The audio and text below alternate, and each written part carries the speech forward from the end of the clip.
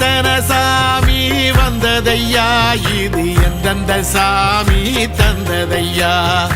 எத்தனை பாட்ட சொன்னதையா அத சுத்துற பூமி கண்டதையா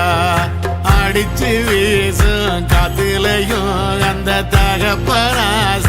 சுத்துதையா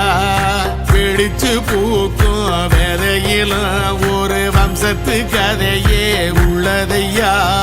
100 தலைமுறை சேர்ந்து செதுக்குன ஈர நலம் இது பாறையா வாழும் வரையிலும் நீயும் விதைக்கிற கடமை இருக்கு கேளையா கோடி விளக்காயேந்தி கிடந்த வீடும் இருண்ட